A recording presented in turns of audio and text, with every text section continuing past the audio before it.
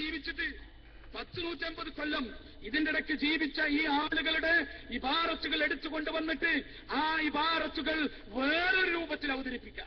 കോട്ടിമാട്ടി എന്നല്ല ഞാൻ പറഞ്ഞത്, അവര് പറഞ്ഞ തലത്തിലല്ലാതെ അവതരിപ്പിക്കുക. നിങ്ങൾ ആലോചിച്ച് ഇമാം ഷൗക്കാനി എന്താ ഈ വിഷയത്തിൽ പറഞ്ഞത്? അദ്ദേഹം പറഞ്ഞത് വലൈസ ഫീ ദാലിക ബഅസ്, അതിലൊരു കുഴപ്പമില്ല, അതിലൊരു കുഴപ്പമില്ല എന്ന് പറഞ്ഞത്. സക്കരിയ സലാഹി അത് അംഗീകരിക്കുന്നുണ്ടോ?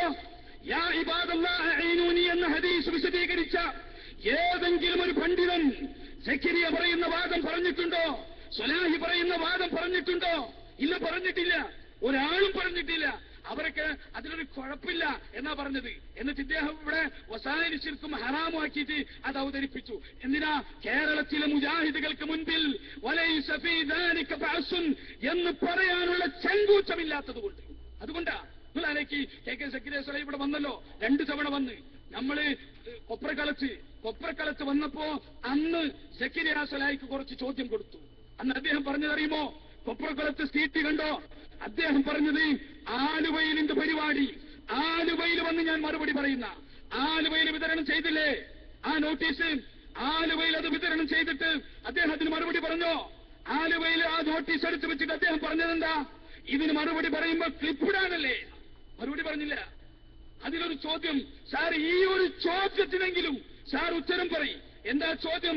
ഞാൻ പറയട്ടെ. ഈ ജിന്നുകളോട് അവയുടെ കഴിവിൽപ്പെട്ട കാര്യങ്ങളിൽ സഹായം തേടിയാൽ അത് ജായിസാണ്, ജായിസാണ്, ജായിസാണ് എന്ന് പറഞ്ഞ പണ്ഡിതന്മാർ ളാല്ലുകളാണോ? ളാല്ലുകളാണോ? പറയട്ടെ ഉത്തരം. ജായിസാണെന്ന് പറഞ്ഞവർ വഴിപഴച്ചവരാണോ? ളാല്ലും മുവില്ലാണോ? ഇതിലെങ്കിലും ഒരു ഉത്തരം. ഈ ആലുവയിൽ അദ്ദേഹത്തിന്റെ പരിപാടി സംഘടിപ്പിക്കുന്ന എന്റെ ബഹുമാന്യരായ സുഹൃത്തുക്കളെ, അവരോട് പറയാനുള്ളത്, നിങ്ങൾ പിടിച്ചു നിർത്തി ചോദിക്കണം.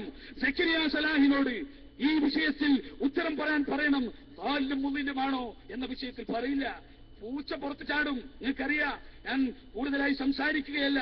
ഈ വിഷയത്തെ ഗൗരവത്തിൽ കണ്ടുകൊണ്ട്, ഗൗരവത്തിൽ സമീപിച്ചുകൊണ്ട് സഹോദരങ്ങളെ ഇതിനെ ഉൾക്കൊള്ളാനും പഠിക്കാനും, പഠിച്ചതിന് ശേഷം മാത്രം ഇത് സ്വീകരിക്കാനും തയ്യാറാകണം.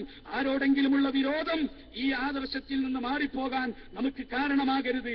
ഈ പഴച്ച ആദർശത്തെ സ്വീകരിക്കാനും നമുക്ക് കാരണമാകരുത് എന്ന് ഓർമ്മപ്പെടുത്തിക്കൊണ്ട് ഞാൻ എന്റെ വാക്കുകൾ അവസാനിപ്പിക്കുകയാണ്. അസ്സലാമു അലൈക്കും വറഹ്മത്തുള്ളാഹി വബറകാതുഹു.